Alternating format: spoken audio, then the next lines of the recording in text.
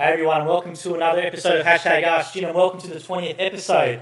Now, just some housekeeping here. On last week's show, we did have some technical difficulties, and people were getting on the feed saying that the audio and the network cable dropped out. A few disasters were happening, but Jake did a really good job recovering for us as well. So we apologise about that, and for the next one, when we do it with a live audience, we'll have all those issues sorted. We've got a new mixer, some sound cards and that sort of stuff. So welcome back, and we appreciate your patience for those who logged in the second time. It was great. The numbers were really high. So thanks for that. Cross-posting again tonight. So tonight we're probably going into another 30 pages. So if you're not watching on the Jim's Group head office official page, if you're watching on, for example, the cleaning, the mowing pages, etc., dog wash, we welcome you. But if you do want to leave a comment or question to get answered, make sure you head to the Jim's Group page. We'll also have Jake scanning those pages and sending them through. We're not ignoring you, we just can't see them in the live feed. So make sure you head to the Jim's Group head office page and leave them there, and we can see them. And remember now, we have a podcast. So it's called the Jim's Cast, appropriate name. And it's on iTunes, Spotify, and multiple platforms. If you want to get a direct link to it, head to gyms.net. There's a tab there under Meet Jim, which says The Jim's Cast. And you can leave us a rating there and have a listen. So all these live Q&As we do, those audio are getting cut up, and we're making them into podcast formats, and also the long-form interviews. So we had Sharon on last week, so that massive long-form interview, which is on YouTube, is now a podcast as well. So you can listen to that anytime. And we'll be releasing one every Monday. So we do have 4 at the moment. And every Monday we'll put a new podcast up there. It might be a long-form interview, might be one of these sessions. And just before we get into everything tonight, remember, follow Jim on social media, which is at the Jim Penman. He's on Instagram, Facebook, and Twitter. And tonight we're going to have signed books as well. So make sure you jump on the feed, leave a question or comment. And before we get into everything, I just want to congratulate Jim on 30 years of Jim's Group, which was last Sunday. So for those of you who don't know, the official franchisee, which we can track and actually confirm that was the one was on the 23rd of the 6th, 30 years ago. I think it was 1989. And that was Andrew McIntosh. Was it Andrew McIntosh? No, I said Andrew McIntosh in FMS for. Andrew McIntosh. Andrew McIntosh is officially the first franchisee. He may not have been actually, but it was always, they all started around June. There was a few. Andrew was I was told when I was doing the research for Jim's book it was Andrew. It was Andrew? Okay. That's what I was told, but I might have been told based on the same dodgy system that you're going on. FMS is not a dodgy system. It's a great system, great system. Right. But So, it's just a bit... Andrew. Can I talk about Andrew? yeah, go for it. No, he's great. He came to me actually a year before in 1988 to buy a lawn mowing round. And I really liked him. I just thought I liked him. I didn't have a particular round, but I put some jobs together. And then we kept in touch, of course, as I did with a lot of these people, and he became one of my trainers. So I would put something out on the road with him. And then he became one of my first franchisees, one of the people who looked at the contracts and said, you know, what they liked about it, what they didn't like about it. Then he became a franchisor. Then he started up the fencing division, and then he went off. Now he's very successful. He's got all these nurseries, and he's building development and so forth. And from what I've told him, he's a great fan of us still. So I'm really proud of that. Actually, I mean, he's not with us any longer, but it was a launch into a fantastic career. Now, if someone knows Andrew McIntosh, please tell them to tune in and watch that section so we go back to the start of it. So we've got a few people tuning in now, so around 40 people, so welcome to everyone. Matt Sheldon, Viviana, and Jim's Diggers Australia have all tuned in and let us know, so thank you. Leave us a like or a comment into the Jim's Group feed, and we'll give you a shout out if we can, or if you've got a question or comment, we'll read that out. Now, enough of me speaking. Now, we've got a special guest over here tonight, if you haven't noticed, and that is Catherine Moolenschot. Yes, I don't know if I've you did. mispronounced it, alright, so I made a note of myself that I've been mispronouncing it all week to myself, and you just corrected me tonight, that's fine. And now Catherine is the author of this great book here, so Jim's book. Yeah. And we thought we'd have Catherine on, something a bit different. We normally have franchisors or franchisees or divisionals, but Catherine, as an accomplished author, we thought it would be really good to have on and give you a bit more of an insight into Jim as well, from her point of view. And you also do Tedx talks. I don't know if you Google, put your name into YouTube, Yep. a couple of Tedx talks comes up. You're ghostwriter, book writing mentor, professional speaker, and you published your first book at 13 called A Rough Road. Yep. So you're quite accomplished. So I won't ask you your age, but you're still very young. I'm 24. You're 24. 25 soon. You're 24. I couldn't get out of bed at 24. And even at 13, you published a book by yourself. So you're well in front of you. You're very accomplished as a person. So we thank you for agreeing to do this as well. And people watching, make sure you leave a comment or question tonight, because we do have Jim's book, and there'll be double signed tonight. So actually by the author as well, and by Jim as always. So we do have Jim's book. We've also got Every Customer a Fan, which is on gyms.net. Also as an audio book, so you can download that for free. And we have biohistory, so Jim's passion, everything from Jim's group, a lot of that goes into this. So biohistory.org, biohistory as well is available on gyms.net for that, and these are available on Amazon and Topia. Yep. Yeah, and there's And every bookstore. And every bookstore as well. Every good bookstore. Every good bookstore, yeah. I tell you what, we get a lot of social media inboxes, and they always say, found Jim's Bible in the wild. They call it the Bible. Oh, So, that's hilarious. yeah. I didn't know that. I love that. They go, found the Holy Bible in the wild. I know Jim might not like that, might be blasphemy. How many people have been told they write the Bible? I'm stunned that my book has been called the Holy Bible. So there's a couple of posts like Jim's lawn posting, and they take photos of Jim's in the wild almost. I love it. And they see this at the airport, just found the Bible while waiting at the airport. So good. It's made my day. There it is there. So we're going to have Catherine. I'm going to get into Catherine's questions in a bit. And just also want to remind people, first, what we do, Catherine, is every week we talk about our hashtag Jim's Logo Comp. I don't know if you know, but yes. on Jim's.net, we have a logo generator going. And that closes June 30. So it's 26 today. Ooh. So make sure you get in there, use the generator, and just upload it to Instagram, Facebook, and Twitter, and use hashtag Jim's Logo Comp. And as always, we're going to run through a few before. So I'm going to show a few designs here, and they'll be up on the screen by Jake. So the first one here is this one. Oh, I like that one. You like that one? I like that one. Snow White is set in Jim's. And there's a bunch of little Jim's head on the dwarfs there. It's about like a if that thing show up the in the background, yeah, there's a big Jimbo. I'll tell you what, that's actually not a bad point. That's not I don't know that, yeah. So there you are. We've got an Oversized dwarf in the back. About the right size. So that's not a bad one. That was uploaded on Instagram. So I like that one. I don't know what the names are. Can you name them all? Is there Sleepy? Grumpy, Angry? Hungry, angry. Yeah. Jim's, Not sure. Snow White and the Seven Jim's. So don't know what we can call them, but that was a great one. Love that one. Okay, next one here is Jim's cryptocurrency, Jim Coin. Yeah. Now, you actually went on this guy's podcast. It's profitable. A guy called Kieran. So he submitted this one. I feel like that's like a prediction of the future. I wouldn't be surprised. I think it will be. He actually went on a massive spiel here, so you can see here's how it worked. There's 21 million limited coins released, and he actually gave a full, well thought out white document on it, I reckon. There we go. Wow. So well done to that one. Well, up against Mark Zuckerberg. Let's see who wins. All right. Next one is Jim's space expeditions. Wow. And I actually put your head on. I think it's Neil Armstrong who put that there. That's a great job of Photoshop. I don't know. You can probably see it on the screen. That's an absolute ripper. So that's really creative. I really like that one. Jim's space expeditions. Why not? I hope that when they do come to space, they wear a helmet because it's a bit dangerous on the moon without one. Yeah, you couldn't be doing that. So that's an awesome design. So make sure hashtag Jim's Logo Comp, head to Jims.net. Now I just want to show this one more thing. We got this inbox to us. Last week I said don't get Jim's tattoos, but I do encourage him on the side, secretly and personally. I do hope you get one. This is one that we got sent through during the week. Now you see that on the screen. So it says Jim's going to send it. Yeah. So right. Yeah, I won't go too much into that, but we did get that one inbox to us. It's actually a real tattoo. Real tattoo on the foot. This is the fourth one that's been sent through. So People are crazy. yeah, if you are getting Jim's tattoos, I secretly love it. Official company line. We don't My 15-year-old little wants to get a tattoo, and I said, if you do, I'll disown you. What about Jim's going to send it though? One. Not even that. Oh. No. Anything social that you think's funny with Jim's, it's definitely inbox us on Facebook or send to us on Instagram. We'll try and show it on the show. So we'll get into it. Enough of me talking. So let's start about this book. Okay.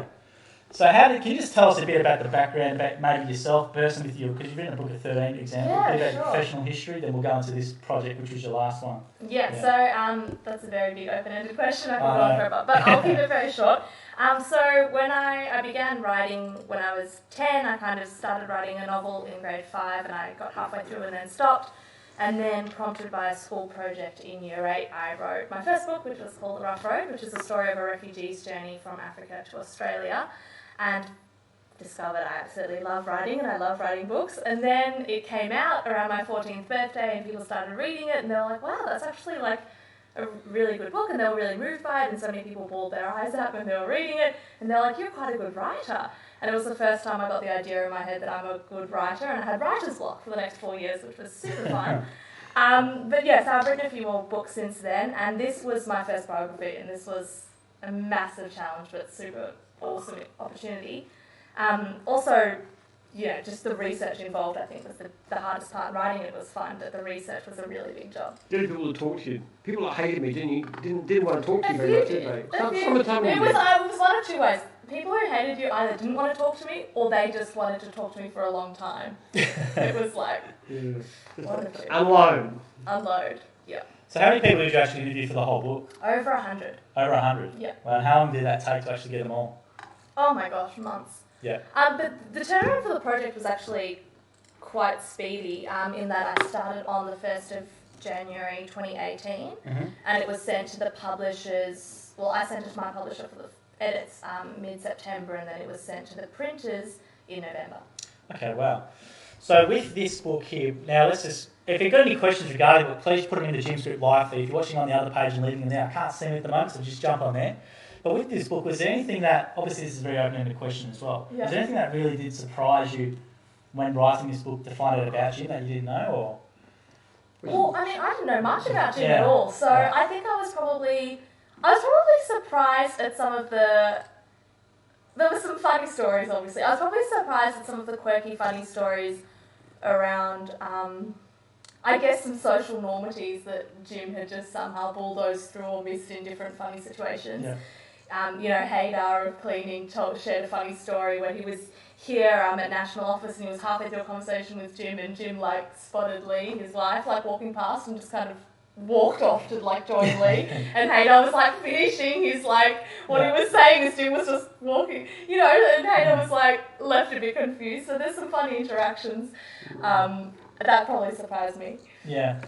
So what about with me? So how did this actually initiate this project? Did you just seek Jim out, or how did this all sort of No, online? I mean, it's all in the introduction. I think we've probably said the story 1,000 times, but I met Jim at a business event where he was one. Which was here. Yeah, it was hosted at Foothills, okay. And Jim was one of the people, and and so I actually approached Jim afterwards because I wanted to learn more about biohistory, and Jim gave me a free copy of biohistory, which was very kind, and his email address, and we ended up having a catch up here in your office, and I walked in and you'd seen my Tedx talks and were impressed by what I said in those.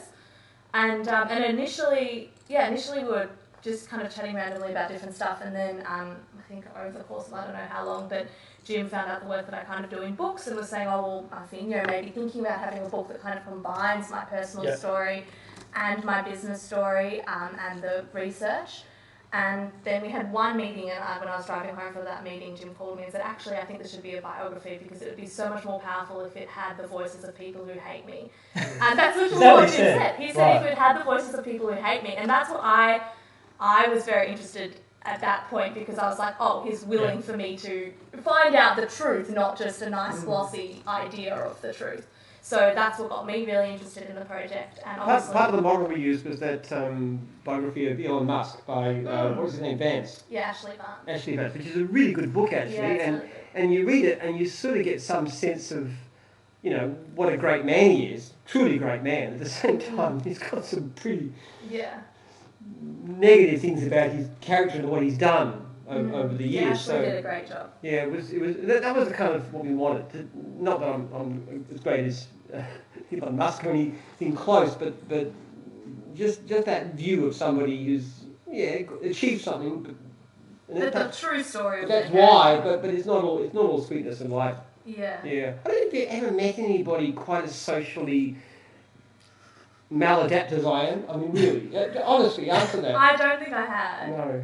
Not up till that point. I still haven't. Yeah, probably not. At the same time, I did interview people who had described a change in Jim and change in you over the last, some said 10 years, some said a massive change in the last 5 years. Even one of your daughters, Sarah, said she's seen a massive change in the last 5 years. Now when she goes around, Jim will say, hi, how are you? Do you want a cup of tea? And she's just absolutely baffled because it's something that Jim has learned more recently. So I was going to say that's something you do work on, though, isn't it? You do work on that a little bit, I would say. That's right. Yeah, which is good. I think people appreciate that. Yeah. It's like a practice thing. It doesn't come natural to me, but I just try and when I come into the office. You were saying to me a few weeks back. You said, look, you focus too much on certain people. You should talk to different people and this kind of thing. But you put it in practice, and that's what you do. Yeah. So I try to learn. But what's interesting is that you needed to kind of suggest that to Jim. That's not a thing that Jim would I don't see think of or see or I don't notice. tend to look at things through other people's eyes very well. My mind is very internal. So it's kind of like a form of acting. And if you see me in some situation, you think this guy's a crashing extrovert. Yeah, instead of an extreme introvert, which I am. It's one of the interesting things was after because I attended Jim's training, I attended the Jim's National Conference, I also attended one of the famous franchisor dinners, where Jim is very animated and very funny.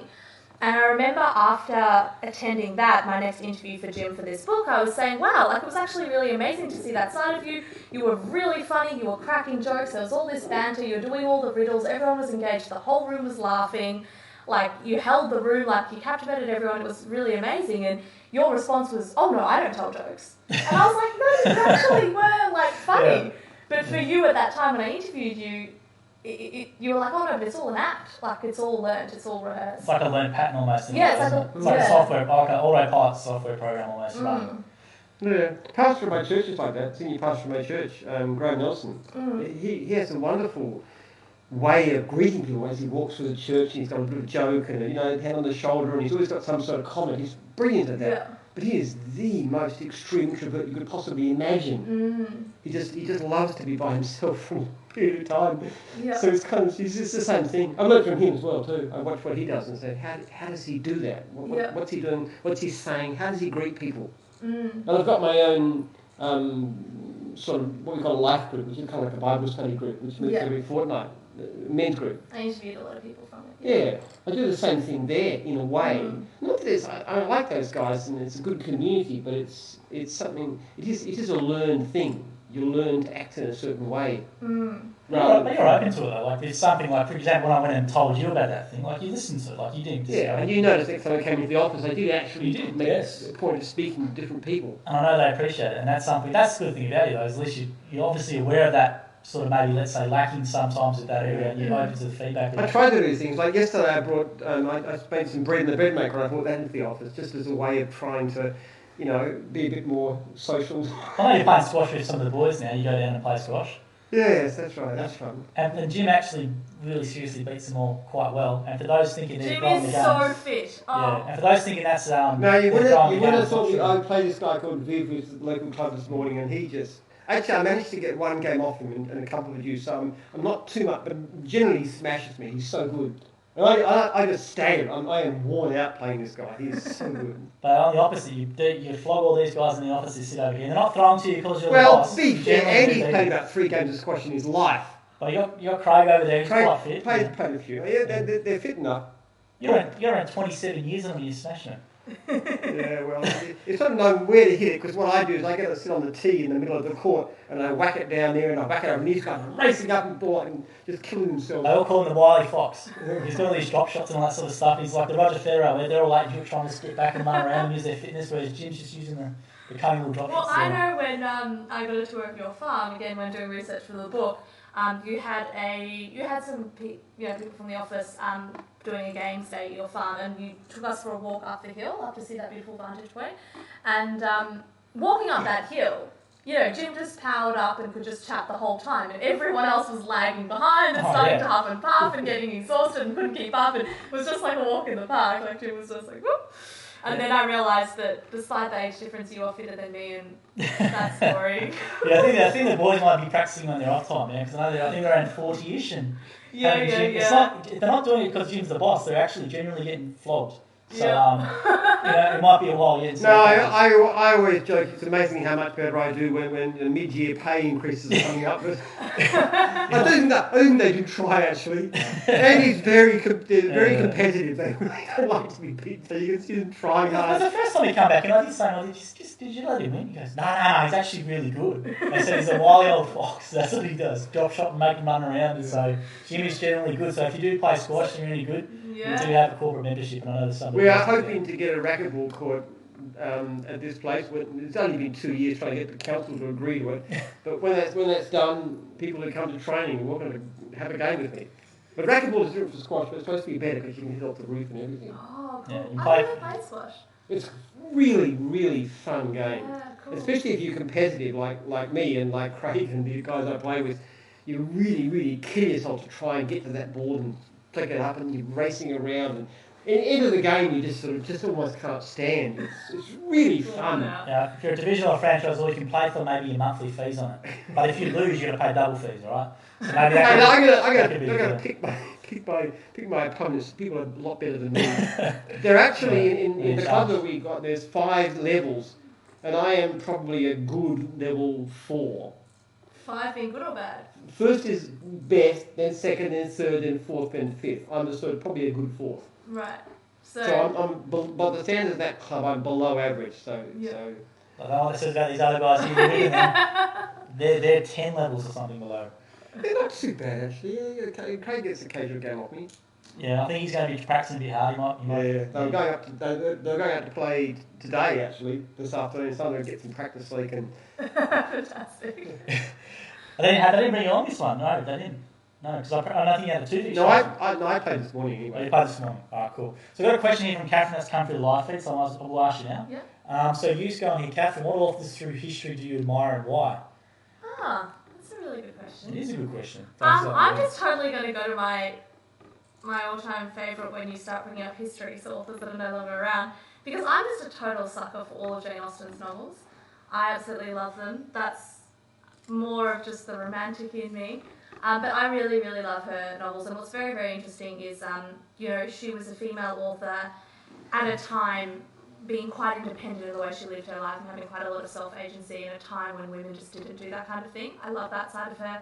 I also love, and what's something that's interesting is that, her novels really talk about that money is quite a big deal in the romance stories of her novels, and what's interesting is today all of the more modern romance stories never mention money. It's like money can't be part of the romantic narrative. So it's kind of interesting that she was still before that time as well. But isn't it true though that in so many, I have read some romance books from time to time. I like that kind of stuff. I hate to say it, I like that kind of stuff. I like Jane Austen actually, but often the man is sort of, he might look like a worker, but he's secretly a billionaire or something like that. Like 50 Shades of Grey. Oh yeah, 50 Shades of Grey was just playing to the classic. Yeah. There is that element though. It's not an uncommon thing. The there's man also a lot of is also stories. wealthy and powerful in some way. Yes, but there are a lot of stories where it's also for instance, not in all of Jane. It isn't true that in all of Jane Austen's novels is he always wealthy. So, for instance, in Sense and Sensibility, in one of the couples in that book, his mother actually kind of disowns him, and he becomes actually very, very poor. But the romance does still go ahead because they love each other very much, and she doesn't mind to have a much more less rich lifestyle. But I think that I think it's interesting that there's also that idea that money can't have anything to do with romance. It's just this feeling that comes over you when you fall in love with the person. Anyway, we're going off on a totally different tangent, but I love Jane Austen. Actually, we were watching The Notebook. Lee and I were watching The Notebook the other night too, which is a classic, three-handed sheep weepy. we didn't actually take it in quite the same way, because first of all, Lee was more sympathetic to the mother's point of view. She said she should have married the rich guy. Oh, really? That was what she was thinking about, because we've got daughters who are getting to that sort of age. And I was trying to figure out, how does this guy make his money? He's bought this house, and now admittedly he sold his father's house, but how does he make his money? How can he afford to pay off the loan? How can he afford it? What's his job? What are his prospects? Well, this is the thing. Virtually no romance stories actually cover the reality of romance, and that is, what is the job? And if it's a couple living together, how are the chores divided? Who does the cooking? Who does the cleaning? Who does the school drop-offs? Right. That's the real stuff of romance in the modern age. We're now talking about romance, totally off topic. Yeah, I'm the last person you should ask about that. My romance is in a nightclub on a Saturday night. That's about as far as I go. So I'll get through a few comments on Have you ever been to a nightclub? Yeah, that's a good question, actually. Have you ever been to a nightclub? Never been to a nightclub? Because you did. I know that there was one very short-lived stage at uni where you became quite social. No. Well... Yes, there was. Well, social in the sense that I would go and visit people in their rooms. Yes, yeah. Because I remember you saying that you were on visiting terms with quite a few girls. Yes. At one stage. What was that, on visiting terms with quite a few I know, girls? and I thought that was such a quaint way to describe it, being on visiting terms. Well, I could just go and knock on the door and say hello to them. I just knew... Yeah. I did. For the first 2 terms at university, I did that. And then at the end of that second term, I actually had a really crushing disappointment. And I became very, very introverted and started working on my research and this kind of thing from then on.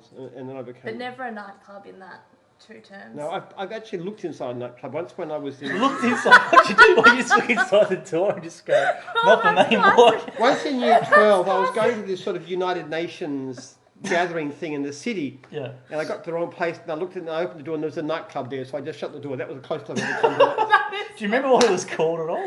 Classic. I love that you only opened the door because you were going to a United Nations thing. Yeah, Fantastic. Oh, this is not the United Nations, it's a nightclub. Might as well be sometimes, but there we go. Someone on here, Phil Roy Williams, has gone Jim's Wingman. There's a good service, mobile service. Jim's Wingman, help you and about. Yeah, that's right. You definitely get a bit of help there. So I'll run through some comments here. So thanks everyone for tuning in, and I'll jump down here. So Paul Sandals has gone, g'day Jim and Catherine, love being involved in the book. I've brought my share already. Hope it's been selling really well. How are the sales going? I don't want to ask too much details, but Yeah, good. it's going all right. Yeah. Do you know how many we sold? I haven't got updated Yeah. figures since. It's quite a few though, isn't it? It's Yeah, in definitely the quite a few. thousands. It's in the thousands. Yeah. Great, there you go. So John Deakins has gone here. Hey, really enjoying the show. Keep it up. I'm in the mowing division, Harvey Bay. 8 months in now, so going great. Oh, cool. With the I gave a sermon at Harvey Bay. Right, a sermon. I gave a sermon in church. It's the only time I've ever given a sermon in a church. So I'm going to give one in Mildura in a couple of months' time. Really? Yeah. Okay. Actually give a sermon in church. What do you have to? Don't you have to achieve some? No, you just have to be...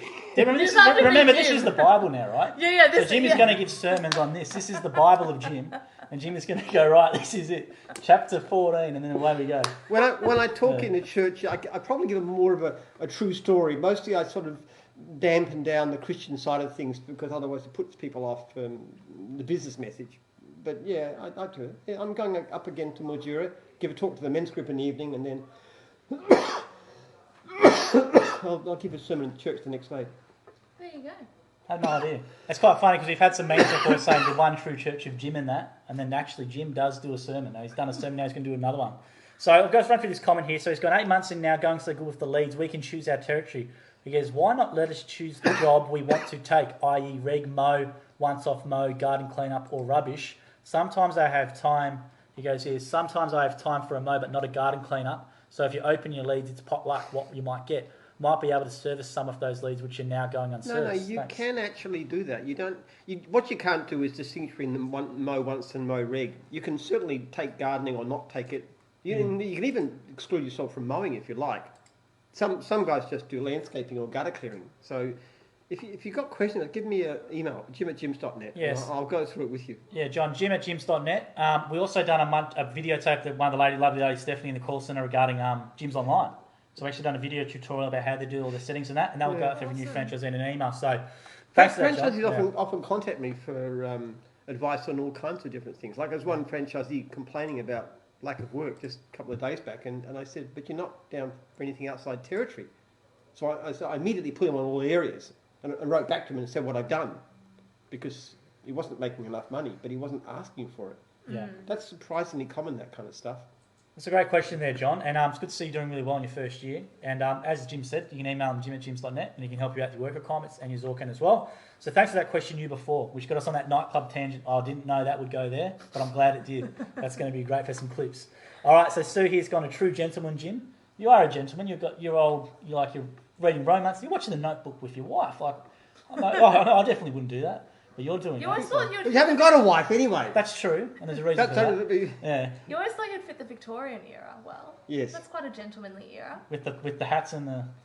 Well, No, yes. it's because of the you explained that people back then didn't really have to smile much, and the men who were more reserved and silent type, and right? taking they were kind of respected, and that his personality I would fit that don't better. know you described me as a gentleman. I had a conversation with a Frenchman this morning and I got really, really angry and I was yelling at him. This was a Frenchman complaining about the system of surveys. And he thought that if there was no comment on the survey, I should delete the survey. And he was trying to give me all these reasons. I kept on asking again, and I kept on trying to explain to him, and I got quite angry. So, which I shouldn't have done. I shouldn't. What do you do when you're angry? Do you realize you're angry and then apologizing for being angry, or does the anger just take control and you just realize afterwards? Anger takes control.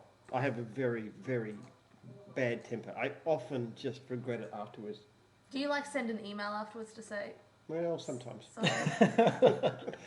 But I don't know. I mean, you say the same thing to a guy 10 times and he says the same thing. I just get impatient after a while. I shouldn't do it that way. I should just, whatever. We get a lot of this. We get a lot of this because franchisees who get bad surveys, are constantly getting bombarded with requests to take them off. And I say, give me the evidence. And they say, well, no, the customer is being unreasonable or whatever the reason was. And I wasn't at fault. I did everything right. Well, I can't take off a poor survey or a complaint simply because you say you did everything right, because that's the equivalent of giving every franchisee 5 stars and 0 complaints, which I'm sure would make people feel very good until, of course, the work started drying up because our customer service tanked. And then hundreds of franchisees go broke. So even though it stresses you to get a poor survey or a complaint, which sometimes isn't justified, it stresses even more if you can't pay your mortgage or you can't pay food for your family. It's probably the biggest point of conjecture, the survey system and complaints and changing it. It's the biggest point of conjecture we have. It does, and there's a lot of pressure. And I can understand why very few companies do it, because you've got to stand up against this pressure, constant pressure from franchisees and franchisors. And it's so much... It'd be so easy just to be the good guy and go along. That's what everybody else does. Yeah. But that's, of course, why we've got nearly 4,000 franchisees and our nearest competitors have got a few hundred, because we do push elements. And I push franchisors. That's the same thing to me, too. You're so unreasonable, Jim, about service to franchisees. Why don't you just lighten up? You know, just let us bring them when we feel like it. And I get that all the time, too. So it's always easier to say, hey, just do what you want. I won't push you. Oh, Jim, you're a fantastic guy. But it just won't work if we do that. And if I'm not around anymore, that's one thing I'm very concerned about, that whoever takes it on will not be as fanatical as I am. And I think once that happens, you'll start to see the end of our great period and things will start to go down. Unless I can find someone to take it on who has got the same passion. Maybe this guy, I don't know. Well, that's the one thing I do pick up is this is the one, like as I said, anyone who's outside the Gyms Group, inside the Gyms Group people will know, but outside the Gyms Group, it's not just lip service. It's the one thing that every day surveys, system changes, complaints. It's the one biggest point of conjecture. And obviously Jim's mantra is what you're saying now is what's something that gets strummed into everyone in here. And look, I agree with Jim in regards to it. Initially I was probably a little bit different. Now as I see it, because this is our one combat against competitors. With the digital stuff online, we don't have the private equity cash, for example, to invest in a $10 million PPC campaign. But what we can invest in is when we get that customer into us, that we give them the best experience possible. Yeah. And that's what we can do. And that's how we're gonna be around for another 30 years. So I'll just run through a question here which ties onto this, which will lead into that. So thanks for that answer. Thanks for that question as well. If you're tuning in, give us a like, a comment, or a share. It's a good one to do because you've got obviously Catherine will sign a book and Jim will sign a book at the end. And I think we're going to have 3 or 4 maybe. So make sure you leave a comment or question in there. So Daniel James has gone, tuned in again. Jim's batteries, Deer Park. Hope you're happy with the battery in the van, Jim. Rob really enjoyed coming out and seeing you today. Oh, yeah, that was So Jim's good. battery's up and about. And they're doing quite well. I think they've got 5 or 6 franchisees already. Yeah. And he came out today and done a battery Well, for no, what actually happened was that Rob, after a franchise has been going for a month, I send an email. It's still automatically generated. And I really asked my franchisees in training, I said, respond to me. So he responded and said he had a bit of a hard month. Hard to do the freebies. They could do a battery check. It's paperwork guarantees. They do the battery check and they get paid for that by the franchisor. So I thought he was doing well. And I said, well, our van here needs a battery, so why don't you come and do that? And then I was chatting with him when he was here. Yeah, he did a great job, put the new battery in. He was very quick. He's got a great rating, fantastic rating, Rob. Really, which always makes me feel very positive when I see that 4.9 or whatever it is. Like, oh wow, makes me feel so good. So he has a great rating. He's a good guy, really good guy. And I said, what you've got to do is to start approaching. There's about 500 franchisees in Melbourne. Why don't you offer battery checks to them? And talk to the franchisors, and we can introduce you to the franchisors and go to the meetings and do free battery checks on all the vehicles. And then they'll get the hang of coming to you, so you build this client base. Because there's quite a big internal client base in gyms. Yeah. So thanks everyone for tuning in. I just want to ask one of these questions here, which relates to the book as well. Colin Harper's gone, VIP Home Services had a 10-year head start on the Gyms Group. Gyms Group now has a larger footprint in Australia. Reading Jim's book, it's lucky it survived its disasters. What has Gyms done better to better its competitors? Obviously, this one is for both of you guys. I feel like I've got some spitfire answers there. Yeah. So, one of the really interesting things is that Jim started doing, franchisees can walk away. There's a flat fee. Jim was so... VIP's got a flat fee too, actually. Yeah, but didn't they? I think that's because of you. No, they were always flat fee. I got the idea from them, actually. So really? They used a flat fee, we used a flat fee plus a lead fee. I don't think they've ever charged a percentage. Okay. Well, when I was doing interviews, people described their experience at VIP being much more of a kind of, you're locked in contractually. There you go. That's interesting. And I think that everything that we just discussed, as far as gyms being so passionate about the quality of the customer service that happens, and continually applying that pressure means that the word of mouth has spread so well for the past 30 years that people just know if I get a gyms person, they'll rock up on time, they'll answer, my calls or texts, they'll do a good job, and it'll all be good. Yeah, I do get some kickback from franchisors all the time about this walk-away clause. Our franchisees can pay $4,000 and walk away. They're not bound at all, and it doesn't usually happen, but it's not uncommon. And they often say, "Well, my business is worth more than $4,000," and I say that's not really the point. You've got to make it enough so that it's practical. It's not worth fighting legally. Yeah. It's just something that's a little bit of an obstacle to moving out, but if they really want to go, they can. It's a few months' fees. Now, the worst mistake I believe VIP ever made was that they had a number of franchisees in WA, I think about 6, who wanted to leave the system, and VIP wouldn't let them. And they went to court, and VIP won the case to stop them going independent, basically.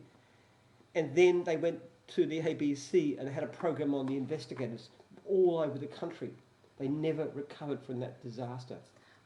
That's really interesting. The other thing that I'll say that's different about gyms is that in gyms you have, how do new franchisees join gyms? Who are the sales reps out there recruiting new franchisees? They're franchisors. They're people who buy in to the gym system. Gyms added this extra layer. They buy a business where they look after, nurture, grow franchisees, make sure they can succeed really, really well, and they recruit new franchisees. And so gyms has hundreds of franchisors doing this. And a lot of them are former franchisees. A lot of them started as franchisees. Yeah, and a lot of them started as franchisees, so they really know what it's about. Which is the ideal. Which is fantastic. Whereas VIP, from my understanding, have staff. They hire sales reps, they hire BDMs, they hire people. Yeah. You're never as committed to results when you're paid a salary as you are when it's your business. You know what I mean? These franchisors are investing in it personally. It's their business, and they're so driven. To be fair, actually, Bill Viss has tried having franchisors. He just couldn't get on with them. He ended up buying it back, from what I understand. He's a good guy, though. I have a lot of admiration and respect for what he's achieved. Unfortunately. Yeah, he's a great guy. He really is, and I owe him a lot. I mean, in a sense, you might say it's an imitation. A lot of what we did. If it wasn't for VIP, I probably wouldn't have franchised. Certainly not then. Wow. So I learned a lot from him about the way he ran his system, and there's a lot of strengths to that. So I've got a lot of respect for him. He's actually one of the better service franchises around. I don't think he's quite as good as ours, but that's my personal bias. But still, I think he's a good guy, and I think he's achieved a lot of good things. Now, thanks for that question, Colin. That was a really good one. Thanks for your answer, guys. Now, people are tuning in, which is great, so leave a comment or a like and let us know you're here. Just get through a few of these people who are tuning in on other pages. Brendan Raggett, who's a mining franchisor up on the Sunshine Coast, is tuning in. Let us know. Thank you. Tanya Graham from Jim's Dog Wash New Zealand is tuned in, and Kim McGavick from Jim's Dog Wash in NZ as well. A lot of not dog wash around these days. A lot of dog wash. They're doing really well. Blake Brenner, on one of these other feeds, he's gone, will you run for Parliament in the Gyms party? So would you ever do the Gyms party and run? Why not? You're doing sermons now. Why not? You got the Bible? You got the Bible. I have vaguely thought of having a go at the Senate, I must say. Really? Vaguely? Okay. I would love to run on a sort of a populist line, talking about things like how the zoning laws stop people from being able to afford to buy a house, and the way that credentialism stops people from getting jobs which they could quite easily do, and there's so many issues of that nature. I think a lot of what we do is, I have a lot of feeling for the battlers, the people who aren't university educated, people who haven't got, haven't got some of the advantages, but I think they're the salt of the earth. And a lot of them, my franchisees, are from that kind of background too. They're people who've got good sense, but they're not very good at studying. But they can be absolutely brilliant at what they do in business terms. I mean, we've had fantastic, successful franchisees who've been like working as a boners in an abattoir, this kind of stuff. Yeah, right. So I think as a society we look after people like that very badly in so many ways, the whole system. I mean, I'll give you an example of global warming, and I've talked about this before, but the idea of greenhouse. The way they try and cope with greenhouse gases is to make electricity companies buy what comes out of solar panels. And what that actually does is, for rich people like me, we put up solar panels as we've got here, and we actually get paid for that. That's a pretty good investment. But what it does is it pushes up the price of electricity for people who can't afford to buy a house and put solar panels on it. So it's a kind of an anti-Robin Hood. It's trying to solve global warming in a very inefficient way by taking from the poor and giving to the rich, which to me is nonsensical. Whereas if you had a carbon tax which was based on how much electricity you use, but you recompensed people, particularly the poorer earners, it would actually be the opposite. You'd actually be taking from the wealthy who have international holidays and this kind of thing and spend a lot of money on carbon and giving it to ordinary people. At the same time, it's far more efficient as a way of solving greenhouse gases. So it's kind of like we like policies that are basically inefficient, that don't do what they're supposed to do, but they transfer money from the poor to the well-off. That seems to me pretty pathetic ways of doing things. And housing is the same thing. Having housing policies that stop subdivisions, which means that ordinary people can't afford to buy a house, so they're forced to rent, which means people like me who've got money can buy multiple houses and rent them out. And we do very well out of it. But what about the poor people who can't afford to buy a house in the first place? You know, we should be able to buy a house in a city like Melbourne for $250,000, a nice house. Instead, you've got to pay $700,000. How can somebody without afford that? So that's the kind of thing I'd like to run to Parliament on that. I have thought about it. Here's your Parliament campaign right here. Yeah, probably not. This is a recent thing because you've always gone no, but this is the first time tonight you said. Well, the Senate has changed things because the Senate now tends to be controlled by the crossbench. So as a senator, you can have a fairly big influence on what is to be done in society as a whole. You become a cross-bench who holds the balance of power. If you had a few people, you could do some pretty amazing things. I mean, I'm not only doing what the Greens and Labor Party says they want done, which is to control global warming, but I'm also doing it in a way which is far more efficient, but it's also redistributive. And the trouble with people like the Greens is they claim to be in favour of equality, but in fact they favour the well-off, they favour the educated, they favour the elites. And the Labor Party is increasingly going the same way, which is why everything's... What do you mean by that? How do they do that? Well, like I said, like zoning. Yeah. Zoning regulations force up the price of housing. And it's a typical example. You get into a right-wing state like... You've got to look it up. You look at Dallas or Houston. Yeah. Look at the medium house price in somewhere like Houston. It's about $250,000 US, which is a bit more, about 300,000 Australian. Median house price in San Francisco is about 1.2 million. Yeah. Now,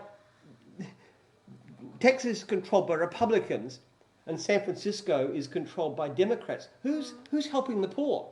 Who's helping the poor off? Not the Democrats. The Republicans are the party that's doing the best for ordinary people, in my view. And that's what we should be doing. I'm not saying we should be like Texas. Everyone having guns might not be the greatest idea, but that's the basic concept. Yeah. And what's happening in America and to a certain extent all over the Western world is that the parties are repositioning themselves. The party of Labour, the ordinary man, which is Democrats or Labour Party here, is becoming the party of the educated elites, the internationalists. And there's people who, the ordinary working people are being sort of downgraded and forgotten about. And that's the people I like to. The people who voted for Trump, I don't like Trump at all, but I like the people who voted for him. So there you go. There's a nice political speech there for you. So that's sort of change. As always, you go no, but that's sort of... Jim in the Senate would be quieter and you'd be great in the Senate. Who would you take on in the Senate? Who would you like to take on?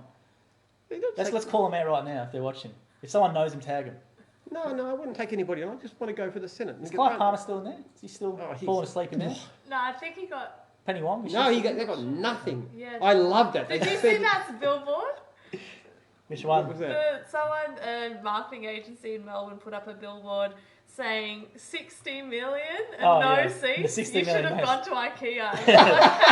I love that one. It had like a $29 like IKEA seat. I love the fact that really he outspent both major parties together and got 3% of the vote. I just love that. I love that. That was fantastic. Yeah, unlucky Clive, unlucky. Unlucky. You think you can buy an influence in this country, you forget about it. Bloody billionaires think they can buy influence in Parliament. No way. So thanks for that question there on the other feed, Blake. We'll move on. All right, so I'm going to get some questions that were left last week on the feed. So if you're tuning in, make sure you leave a like, a share, or comment in here. We'll try and get as many as we can. So there's 4 questions last week which we missed. So I'm going to try and run through them now real quickly. So Jesse last week went, hey guys, do you have a criteria that potential franchisees and franchisors should meet? So you might know, what's a typical, in your opinion, criteria that a franchisor is? Like, is there a certain personality type or...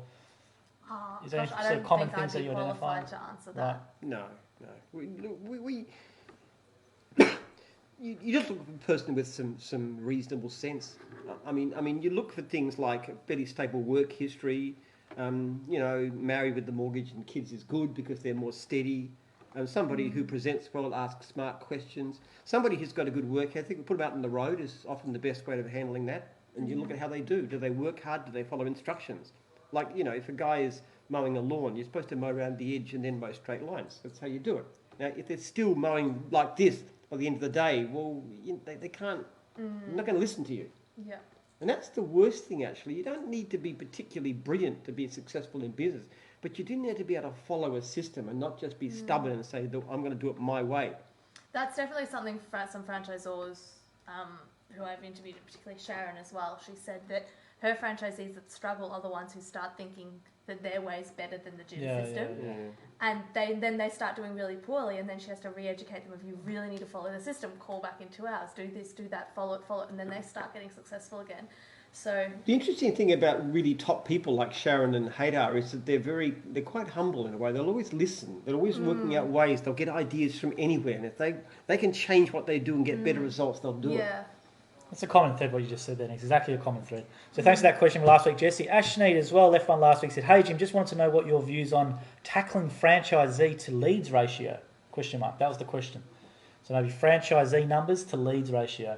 Obviously, we won't put in more franchisees in the area where there's not enough leads. Well, we've been dropping lately because the proportion of leads to franchisees has gone up dramatically. We're getting more leads and we're not growing nearly fast enough to cope with them. We were losing about one job in 6 a few years back. Now we're losing one job in 4.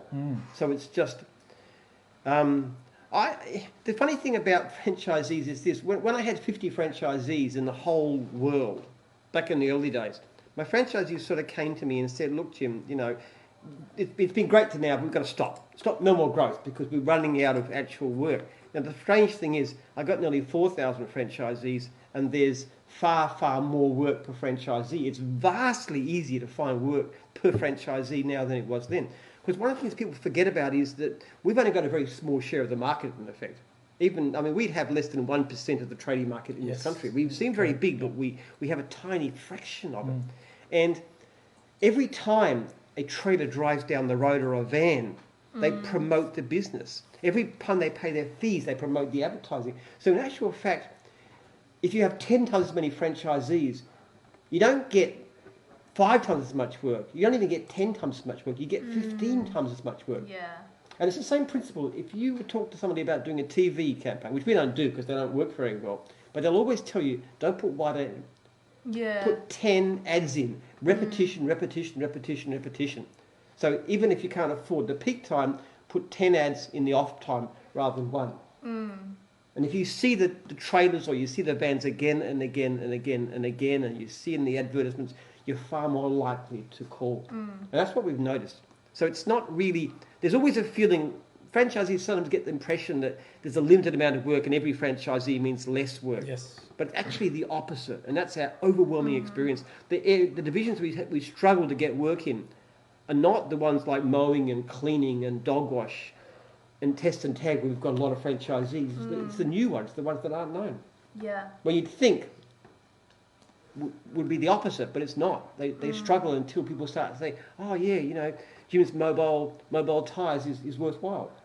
Jim's batteries. I've seen that van driving around, and once we've got like 4 now in batteries in Melbourne. Once we get 40, those guys are going to get a lot busier. Yeah, doing really well, and that's definitely one that's going to go up there. So thanks for that question last week, Ashneet. Now, David Rumpf left a good question last week regarding surveys, and this is a good one. Hi, Jim. As with Google My Business, can the gym survey system have the ability for franchisees to respond to the client? We want them to. Obviously, ideally, David's a cleaning franchisor. Yeah.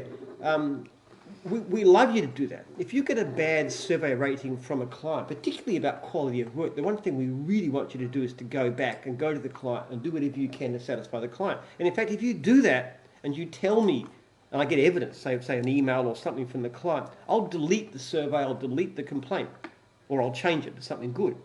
So you absolutely want you to do that. And even if somebody's late or something like that, now I won't delete a survey for that reason, but if you go back to the client and you apologise to them and then you find them somewhere else that's what you need to do. That's what you should do. Absolutely.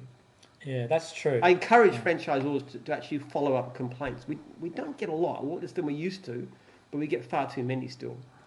So that's a great question. So we've got one here on the live feed now. So I'll go back to the live feed questions. And Matt Wilson's gone, "Hi Jim, what did you do that made you so successful in getting work when you first started up your business?"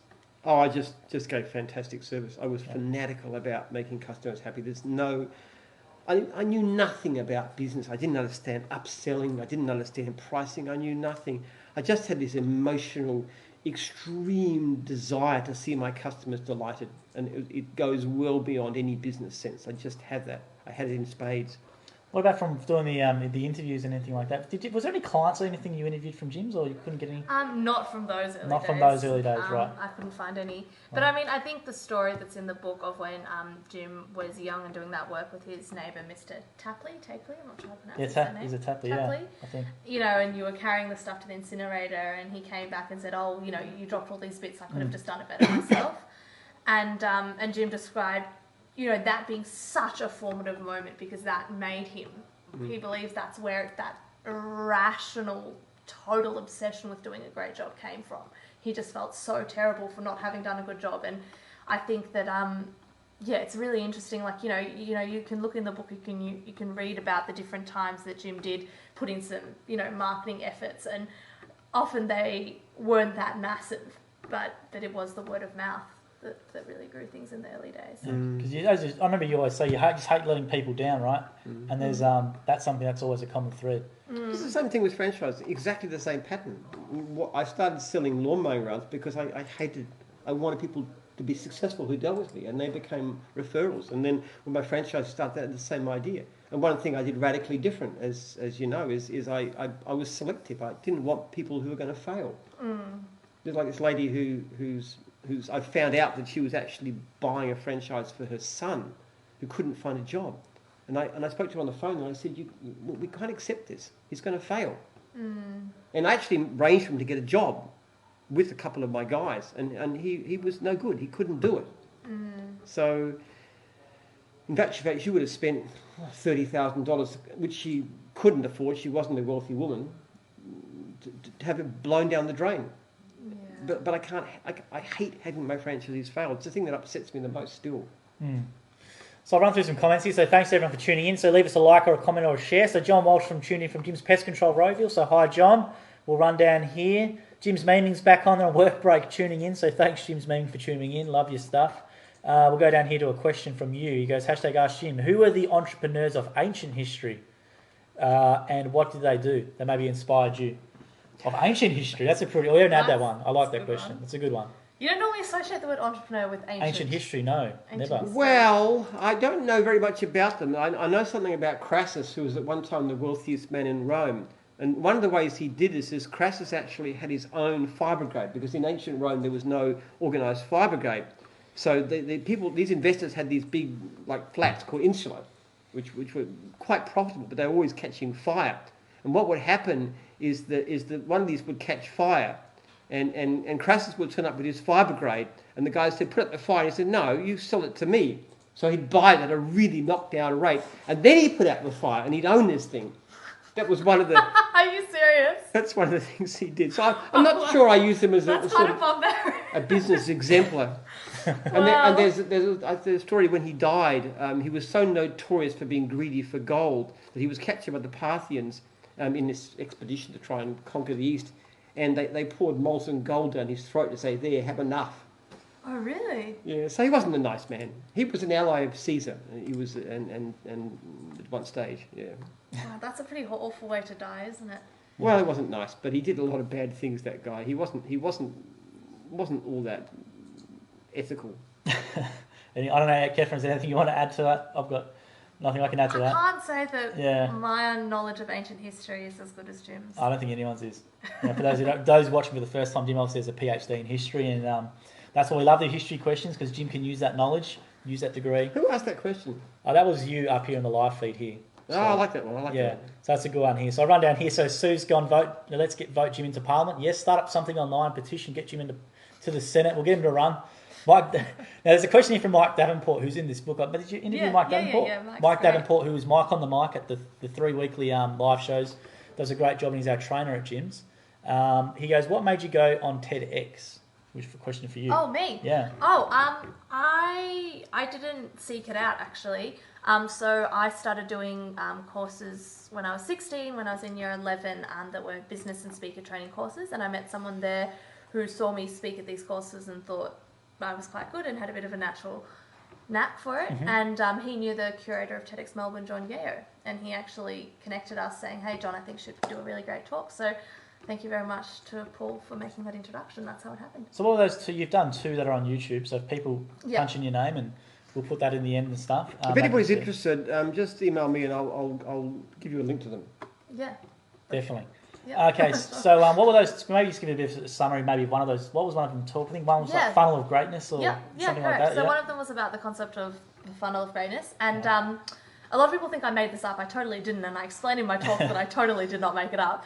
So these trainings that I was going to, the concept was shared there, and the idea is that we are a funnel, and our senses are a funnel, and whatever we pour into that funnel through the conversations we have, the books we read, the YouTube videos we watch, the movies we watch, everything that all the stimulus that we're pouring in, it really does affect us, and it affects what I found most fascinating was that it affects our beliefs about ourselves and about what we think we're capable of doing. So I basically did this 6-month crazy obsessive experiment where I was like, okay, that's a really interesting concept. I'm going to, rather than focusing consciously on wanting to achieve things, I'm just going to focus for 6 months on making sure I'm living like an amazing funnel of greatness. So I'm just going to totally surround myself by incredible books. I only watched a few movies in those 6 months because I found it hard to find movies that really fit the bill. And I was listening to audiobooks all the time. I was going to events. I was interviewing successful people to learn from them and their journeys. And I was just doing so many different things that was really inspiring material. And in that 6 months, quite a lot changed in my life as well. So my TEDx talk is about learning that concept and then applying it quite obsessively, and the results of that. Yeah, so YouTube, Catherine's name, and obviously if anyone emails Jim will forward the links, and we'll put in some stuff as well in the comments section at the end for you to watch as well if you're interested in that. And by the way, Mike was super awesome in the process of this book. Amazing. I think Mike said this story about Ricky Ponting or something. Yeah. That's the one I remember reading on briefly going through today. Yeah, totally. Yeah, which is quite funny. funny. That was such a good story too. Yeah. Such a great addition to the book. I loved it. So definitely get the book to read that story with Ricky Ponting mentioned in there. Do you know who Ricky Ponting is, Jim? No. There we go. So that's why still doesn't know. Even after the story. Yeah. Something to do with golf? No, cricket. Cricket. Oh. He's watching one of our staff members in the background trying to do he was trying to do a cricket swing. You were doing it down low. I thought it was. He is a good golfer, Ricky Ponting. But, I'm sorry, I have this ability to forget things that don't interest me in the slightest. Sorry, that's one reason I really wouldn't make a good politician. I can't even pretend to like sport. That's very true. Jim's got no interest. No interest Except whatsoever. you play squash and. No, but playing is one thing, but watching it, no way. I just can't. Yeah, don't ever ask him, who do you go for in footy, or did you watch the footy on the weekend? You're going to get donuts out of him. Well, was it Mike? Someone also gave that great anecdote that's in the book about... the Sharon on the footy? No, about driving near the city. And I said, what's that building? What's those lights? What's that building? And they were like, the NCG. Yeah. I had no idea what it was. And the Sharon story is fantastic. The Sharon story is a ripper. So get the book. It's a ripper, and it's quite interesting. So Josh has tuned in and said, "Hi, Catherine. Thank you for the free book." So Josh Palaya Vizcara. Oh yes, Josh was in there. Yeah. Hi, cool. Josh. So a few people tuning in. Neil Roden's gone here. Flaggy says hello. He says, "Say g'day to Jim for me. He will laugh." Neil Roden is Flaggy on the forum. You know, you have the franchisee forum. There's a Flaggy guy on there. Oh, he's quite up and about. Flaggy. He's a good contributor on there. Okay, some of those guys on the forum are a bit. Now maybe they like to have their say, don't they? They do. You guys. Let's talk about that maybe a bit. There is a franchisee forum, and Jim, obviously, you get on there and you respond to people and stuff. I do Sunday. I haven't been on for a while, but I do occasionally get on. Yeah. I think Flaggy's one of the top contributors on there, and I've seen a few of his posts as well. He's quite active and involved in suggesting things. I should get onto the forum again, have a look at what's going on. Yeah, so Jim's quite involved in that with those people there who are on there. So welcome to anyone from the forum who's watching. So Les 10 Hoopin's gone here. Hello from Jim's Dog Wash and Grooming South Australia. So g'day Liz, thanks for tuning in. Phil's gone, don't forget about Jim's wingman. We won't forget about Jim's wingman. if you want to do Jim's wingman as a service, we're all for it. I don't think I need it, but I'm happy to try you out and give you a go and see how your results You are my wingman. Oh yeah, exactly right. Well, There you are. when we take you for the first time for a nightclub, I have to palm them all away, all the girls after you, wealthy millionaires. Not quite. All right, so I'll keep going down I can't here. think of anything Jim would hate more. I know. I could. I could not imagine it. I reckon it's a ripping story. I love it. That's been probably one of the highlights of the 20 episodes with tonight. I reckon was the nightclub part and watching The Notebook, which I would never have picked. You watching The Notebook. No, when you talk movies and TV shows with Jim, I find it quite surprising some of the stuff he's watched. Jim watches a lot. He loves Ricky Gervais. I didn't know this until really? he loves Ricky Gervais. Yeah, I do. Yeah. He's wonderful. He's so I remember funny. Jim and I flew up to Sydney to sign 1,000 copies of this book in February. And while we're doing that signing, it took like a whole afternoon. It was quite a production line. It was quite fascinating. And yeah, it was fun. But anyway, we were talking a lot about TV shows and movies, and you mentioned some that I wouldn't have guessed you liked. It was quite interesting. Yeah, I think people think Jim's maybe pretty dry with that sort of stuff, but he loves Ricky Gervais and there's quite funny stuff. Yeah, Yeah. I love got a comedies. sense of humour. We were watching a silly comedy last night with his name, Adam Sandler. Yep. Oh yeah. Yeah, that was the one where he pretends to be married and he has to gets up with this girl and he has to go on to Hawaii with a fake wife that he's supposed to be divorcing. I can't remember the name. I can't remember the name of it I can either. picture the movie. Happy Gilmore's his best one. He won't top Happy Gilmore or Billy Madison, Adam Sandler. You should watch Happy Gilmore, Jim. I like light love stories, comedies, things like that. It's not. Happy, But I also love historical. My absolute favourite would be the historical dramas, things like Wolf Hall and those kind of things. I love What? those. Wolf Hall. Yeah. Wolf Hall. About Thomas Yeah. Cromwell. You should see Wolf Hall. Okay. It's on. I think it's on Netflix or Stan or one of those. Yep. And it's just wonderful about Thomas Cromwell, who was the chief minister for Henry VIII. It's just Oh, really? amazing Interesting. story. And other ones that are like The White Princess and The White Queen about the similar period, just a bit earlier. And those kinds of, I love those historical shows. Yeah, I like historical ones too. You like them as well? I don't Yeah. like them at all. Really? So, But no. they're so fascinating. You basically get to learn about history while watching this amazing, interesting film. It's like the double whammy of awesomeness. No, it's not my thing. That's probably a bit more... What's your thing? My thing? No one's interested in my thing. Don't worry about Like that. horror or something horrible? No, I watch a lot of sports.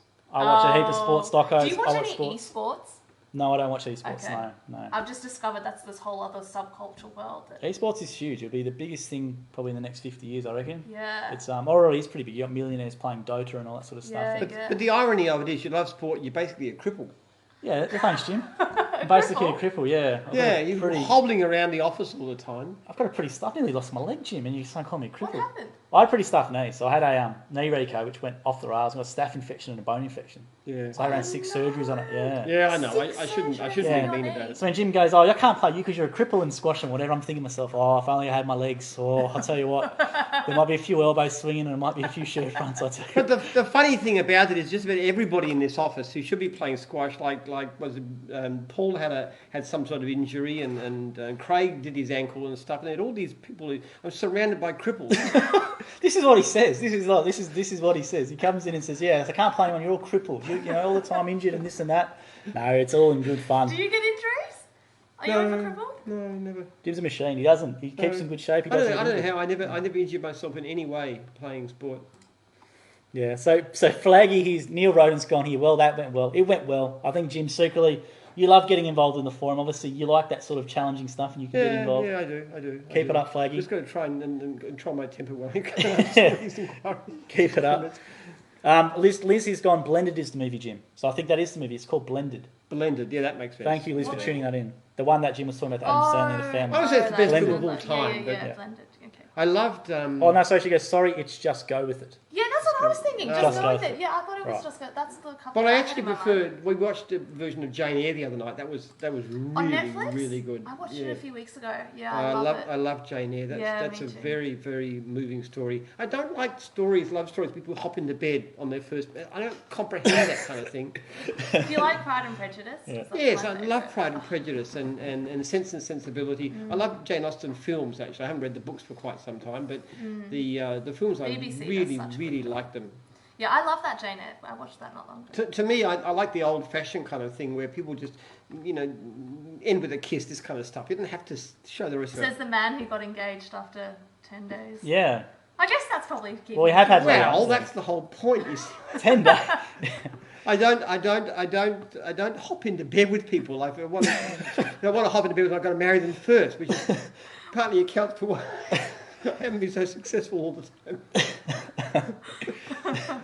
I don't have that kind of. I know it's very.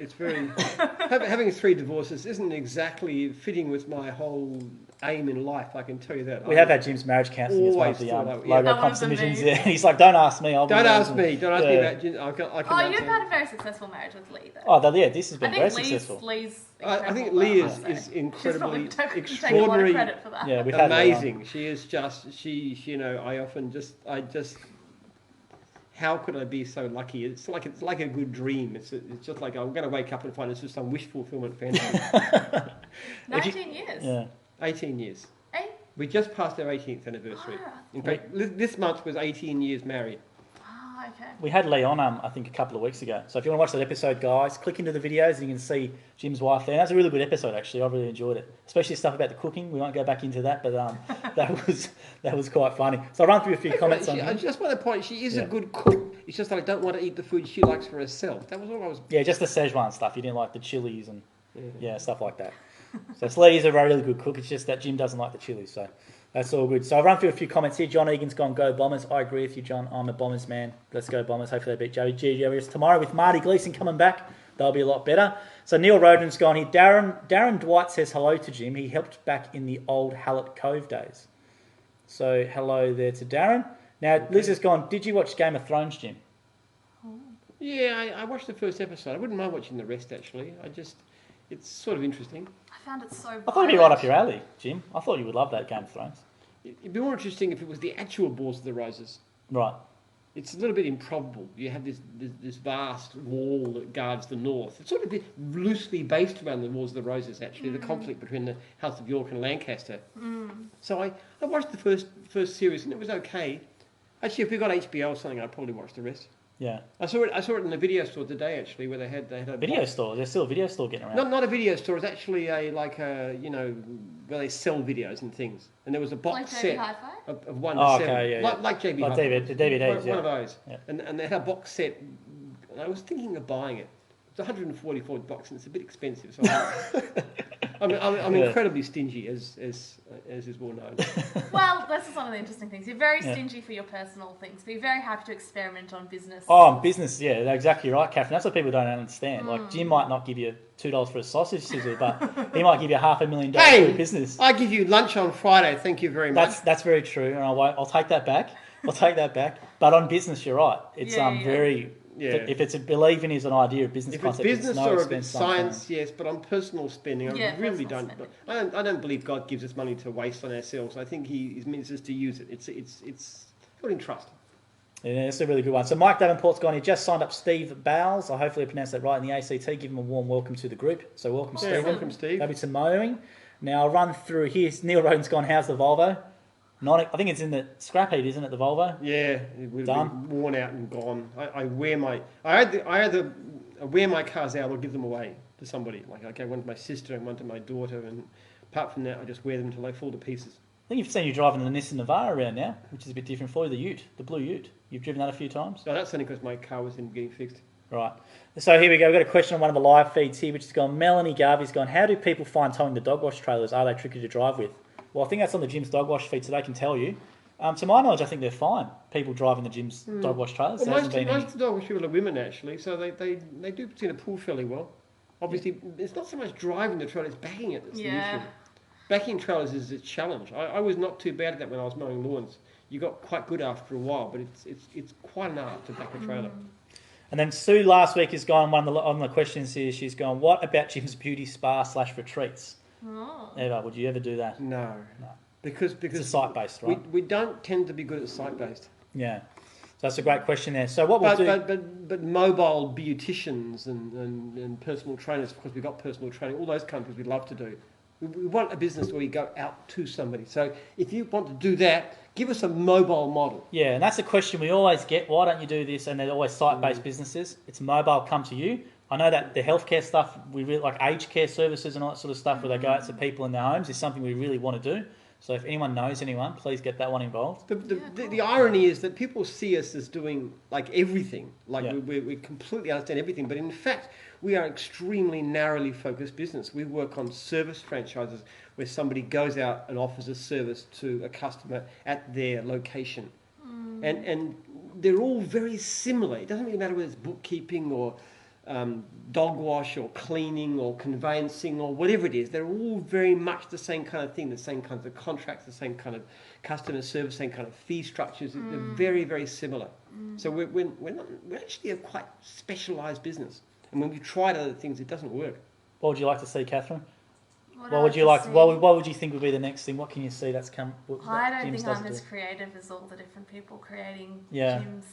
I definitely think that, when I was growing up in the Yarra Valley, not far from here, and I'd see gyms mowing everywhere, and I didn't realise how many divisions there were until I saw Jim speak and met him for the first time. Right. So I think that's where this feeling of gyms everything comes from, because a lot of people grow up with just seeing gyms mowing, or maybe dog wash as well, or a few others, and then they're like, wait, hang on, there's all these others too. Yeah. But mind you, you've been successful at the one thing that I really, really wanted to do at your age and it completely failed at. What? I wanted to be an author. Oh, yeah. Particularly of science fiction, actually. I was absolutely crazy to be a science... That was my great dream when I was like in late high school. Yeah. I used to try to write. Never could get it done. Endless. Have you tried as an adult? Yeah, I was going to say, yeah. I don't have it. I just don't have the ability. Some things I'm just not good at. I'd love to be a writer. I think you'd be good. I'd love to actually... What I wouldn't mind doing is making films one take, because get other people to have the idea for it and have other people write the dialogue and stuff. I wouldn't mind doing that one, though, if I could. I've had them in my head. I ghost wrote a novel for an awesome ass guy who made his own film out of this story. So, really? If you ever, it's amazing. What is it? It's really awesome. It's a romance. It's called Promised. It's amazing. It's coming out later this year. His film. It's really good. But it's a Italian set in 1970 Melbourne. It's a really lovely, quaint romance story. But he self-funded his own film and did an amazing Maybe job. I should work on that with you. It's the next project after the... I don't know how to write films. No, a book. Oh, yeah. If I give you the theme, I want Here we to go. happen, then you can write the actual... Because I'm crappy with dialogues and codes and all that kind of stuff. I think you're way better at this kind of stuff than you think, because you've read so much, and that's like, It'd probably come out in your writing, wouldn't it? All your influences, I guess. That might not be an idea, actually. I never know what might go on to. Maybe my dream of my youth might be realised in some form or other. Why not do it? There we go. Well, let's maybe talk about the project that you're working on together now, actually. Let's talk a little bit about that, actually. Yeah. Well, do you want to take it away? Well, it's basically about franchising that I get incredibly... Because I care a lot for my own franchisees, and it's really my overwhelming passion in business is to make my guys and ladies successful. I shouldn't use generic terms. When I see people getting ripped off so badly by other companies, it just really bugs me. And this whole thing with Retail Food Group and Pizza Hut, and it's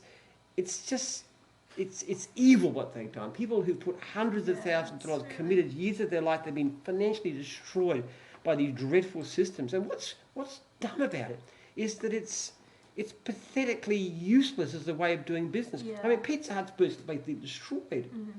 They've lost so many that I know they've sold out at a fraction of their their former price to some foreign company, because they've just wiped it out because they didn't look after their franchisees. In my view, that's the fundamentals of franchising. Franchisee is your number one customer. And it makes me furious when you see all this franchising codes and all this stuff, which are all garbage.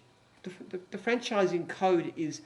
The disclosure document is something that even a lawyer would struggle to understand. How on earth can it help a franchisee to make a good decision? And every time they've had these reviews, I've always said you need to do reviews of your franchisees and publish them. They take them every year, paid for by the franchisor, review every franchise, survey them like we do with our franchisees, publish the results. You would do far more for the sake of franchising at zero cost to the franchisee than thousands of pages of the franchising code. So to give some kind of overall context, because Jim's gone into more nitty-gritties, Jim's writing a book and I'm helping him with some of the interviews of some franchisees who've gone through real hardship. Yeah. But this book is really focused on basically taking stock of where franchising is today the working in Australia, the working title is Franchising Reborn. So it's looking at the harsh reality of how much has gone wrong. And I've heard and interviewed people with horrific, really, really sad stories who've been destroyed by the franchise systems. Like their personal wealth's destroyed, sometimes marriages are destroyed, it's really mental health, so it's really, really sad and a really big issue, and Jim's really wanting to capture those stories, highlight the problems, and then give his solutions on how franchising could really become much better. And you're after contributions still, aren't you? If anybody out there knows any stories about franchising, good or bad, but particularly bad, just email me, jim@jims.net, and I'll pass you on to Catherine. She'll talk about it. Anybody knows anybody with bad experiences. We want to and some good ones as well. And good too. And if you also know of a franchise, or you've been in a franchise that was actually amazing and listened to franchisees and looked after franchisees, we really want to highlight the ones that are doing well as well. So please, would love to interview you as well. I think, for example, McDonald's is probably an example of a pretty good franchising system. I like the food, but I love the business. I love the way they franchise. So we would like to use people like that as an exemplar and say, okay, these people are doing the right thing by their franchisees, and they're successful as a result of that, not despite it. And that's what everybody should be doing. And here's the kinds of changes to the law that would make that really happen, instead of ploughing more and more money into the pockets of lawyers and business consultants. It's definitely a hot topic at the moment. Every time news.com, for example, there's always an article. As soon as there's one story, current affair, whatever, it definitely picks up on it. So it's definitely a flavour of the...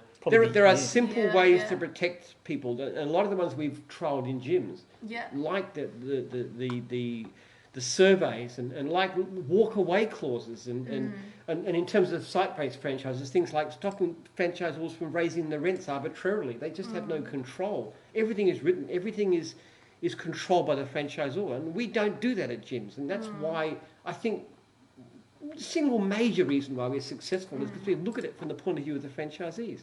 Even vetoing changes to the manual, and that's something that we do in gyms. We cannot change the manual, franchisor or franchisee, if a majority of them object to it. Now, what's wrong with that? If you've got a good system, majority of your franchisees are going to want to do it. But to change it arbitrarily in a way that cripples the franchisee, that's a terrible idea. So the contributions, jim@jims.net. Now, what I wanted to do, we didn't touch on it last week. I know we wanted to do a joke. Now, remember, I told we were going to do a joke last week. I completely forgot we had some issues and stuff like that. So do you have a joke this week that maybe you can leave? We're going to call it #Jim's joke. We're going to try and do one each. I don't know about the POW camp. No, you haven't. All right. I haven't heard that one. This is during the dark days of the Second World War, when this prisoner of war camp in the heart of Germany, and all these Allied prisoners are there, and the owner, the commandant of the camp has this grandfather clock which goes tick tock, and that's how he can sleep. He really needs this clock. And one day, the clock stops working, and nobody can fix it. And this commandant is he's beside himself. He cannot sleep. So he gets all the prisoners to be brought up into the yard, into the exercise yard in front of where he sleeps. And he says, okay, I cannot sleep without my grandfather clock, and so you will be my clock. At the word, I want you to go tick tock, tick tock, tick tock. And so I can sleep. All right, stop now. Tick tock, tick tock, tick tock, tick, tick. The word is tock. I want you to do it again, and this time we will get it right. Now, tick tock, tick tock, tick tock, tick, tick. I'm giving you one last chance, prisoner. The word is tock. Again. Tick tock, tick tock, tick tock, tick, tick. Bring the prisoner over here. I'm warning you, we have ways of making you talk.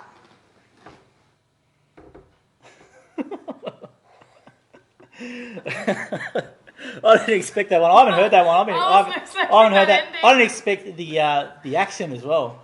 That's the first time I've heard you do an accent. It's a good one, not a bad one at all. I can also speak an Irish accent in a sort of way. I do it for my children and they get very upset at me. That's quite good. That's actually pretty good, yeah, not too bad at all. So I knew that joke would be really good. And you know, a nice thing, someone said here, Colonel Clink. I know Hogan Heroes back in the day, Colonel Clint, you got Sergeant Schultz. Oh, I love Schultz. Schultz. I see nothing. That's a ripper. I wish you had that one last week, but we got it out and it was a really good one. What in Get Smart, Siegfried. Okay. I love Siegfried in Get Smart. You see, it's way before your time, but it's way before your time. But Siegfried, I love Siegfried. So there you go. That was a great joke. Plus the voices, that was awesome. We'll try and do another one again next week, so make sure you tune in. Now, what I want to do is make sure we give these books away. Yes. So is there any questions or anything that marked down that you liked, that you can remember to give these books to? Any questions, Catherine? Was there a question or something that stood out to you? The question about authors from history. Okay, really yep, no worries. So I'll DM him. Yep, that's okay. you. And which one of you? And I like the one about the entrepreneurs in the ancient world. I think it was the same person. Same Was person. It was the same person for that one. No, was it? Yes, that was the same person. Sure? The person left 2 questions. And they won. And they were both them, so... Can we give them a Jim's book and a something else book? I guess we can, if you want to do that. Would you like this book as well? Just whoever this is. Yeah, we'll give him that book as well. That'd be fine. Now, the book I'm going to pick is I Like Blake Brenner, who was the Parliament question, because that Parliament question morphed into nightclubs and everything like that, which yeah, that was good. which I really like. As I said, anything that gets us off a tangent is really good. So Blake Brenner on one of the other pages, DM us your details, we'll get through there. Now, before we go, remember hashtag Ask Jim is on again next Wednesday at 7 o'clock. I think we're going to try for a franchisor next week. I don't know which one yet, so I'm going to reach out to someone and they'll be pretty well known and hopefully share their story, which is always good. Now, Catherine, for people to find more about you, obviously, just what's the best place? Very good question. Sorry, just signing. You're right. My surname's such a nuisance, but the best way to find me is to type my name into Google. And that's Catherine, Catherine, and my surname is Molenschot. And if you punch in Jim's book, I'm sure Jim's book will or come just up go Jim's with book your and website. my name will obviously come up that way. That's a good idea. Cool. And obviously that book is available from Amazon and Is that book mentioned on our website? Yeah, definitely. It is. Of course. So you purchase it from the website. If you go to www.jims.net, it will definitely. You can pick it up from there. Yeah. Definitely. Or you can email me and I'll pass you on to her. So Sue's gone here. Now, so if you DM us your details, I'll get you one out there because you've been quite involved, so I don't have to do that. Remember, guys, we have a podcast called The Jim's Cast. All these are made into podcasts. I think we've got 4 episodes up. Head to iTunes or Spotify and check it out. If there's any suggestions for the podcast or for this in regards to guests and stuff as well, feel free to leave in the comments. We're trying to get a lot more people on. Obviously, Catherine was probably the first person we've had tonight with great success outside of gyms, which is great. So I thank you very much for your time. And obviously, we're going to get these books out to people. And obviously, hashtag Jim's Logo Comp ends June 30, so make sure you get your logos in and upload them and use that. We'll announce the early July, we're going to do a video and announce the winner. I've got a pretty good idea who's won that, but then the 20 runner-up prizes, we're going to have national staff pick their favourite one. So it's not a draw. People keep thinking it's a draw. It's not a draw. So the 20 runner-ups will be picked by national staff in here. Can I get to pick one? Oh, definitely you're going to get to pick one. And we're going to do a video about why you picked it and all that sort of stuff, and we can make it some funny little services within that division. And then obviously the first prize winner goes to the one that had the most engagement on social media, which at the moment I think it's Jim's Cob Loaf. That thing's going off. So that will be most likely. I think there's a bit of politicking and manipulation going on there. I think somebody's organised this. With Jim's Cob Loaf? Yeah. What's the prize? The prize is flights here. Dinner with Jim. We get your logo put on some merch and all that sort of stuff. Yeah. And 2 nights out here, and you can pick the brain of Jim for as much as you want, some photos and all that sort of stuff. That's worth manipulating the results. That's a good prize. Well, it's worth fighting for. We said the most engagement, and they got the most engagement by a mile. They did. And it wasn't the most manipulated, it was definitely the smartest thing. So they've done it on a page called Aussie Ads, which has around 400,000 followers. If somebody can game the system in some way and use their network, that's the person worth talking to, I reckon.